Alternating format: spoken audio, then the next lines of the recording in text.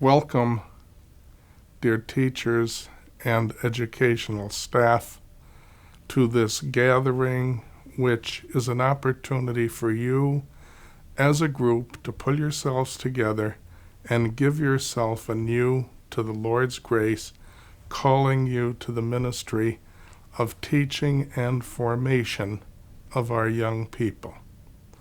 And I use those two words, teaching and formation, because they both communicate different elements of the ministry that you have. The teaching ministry refers to your subject. And no matter what subject you teach at all, no matter what subject, that subject is related to God, because the subject matter about which you teach is all of God's creation, and it bespeaks God. So one of your greatest challenges as a teacher is to be able to formulate how what you're teaching the kids is related to God, so that from class to class throughout the day, not only through saying a prayer at the beginning of class, but through the way you teach your subject matter, the young people get a sense that they are in God's presence. God is connected to everything about their lives, especially the subject matter which they study in your class.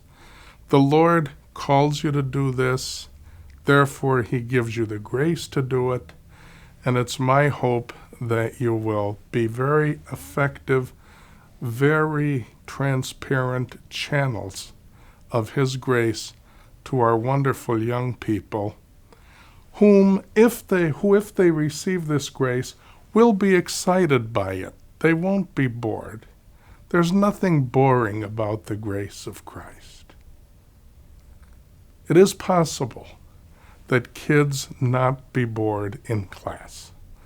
I taught college for 11 years, and whatever they wanted to criticize me for, and there were many things, I never heard the criticism that it was boring, because the grace of Jesus Christ is coming through you to those young people. And as they grow in awareness of that, the last possible reaction is boredom. You need to pray for God's grace that you can come get it together and do this. You need to stay close to the sacraments, to Mass, to confession. You need to pray every day so that you can be the channel for God to give those kids all the graces that He wants to give them. And they're countless, because His love for you and His love for them is beyond measure. I also use the word formation in terms of your mission and your ministry. The formation of these young people's minds, hearts, and behaviors is in so many ways commended to your care. Your example, your tone of voice, your own willingness to put the needs of the students above your own, lived out. This is the formation that you are called upon to communicate to the young people. It's a wonderful job, because in receiving this formation yourself and then giving it to the kids, you're never asking them to give up something that's really worth having. And you are the channel, the vessel for joy in their lives, the joy that only Christ can give and that the world cannot take away. They can pray, and they can learn, and they can study, and they can do this in an atmosphere, in a context of joy, because Christ wants them to have that joy.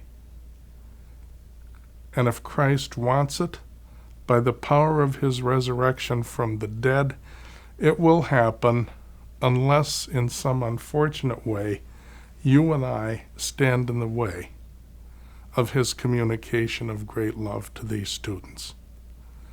And the only way that would ever happen is if we are doubtful about that love ourselves.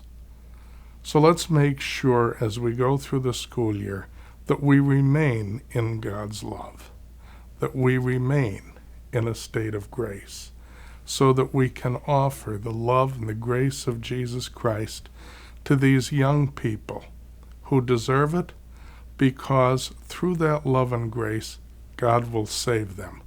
And that's our highest goal as a Catholic school, their salvation.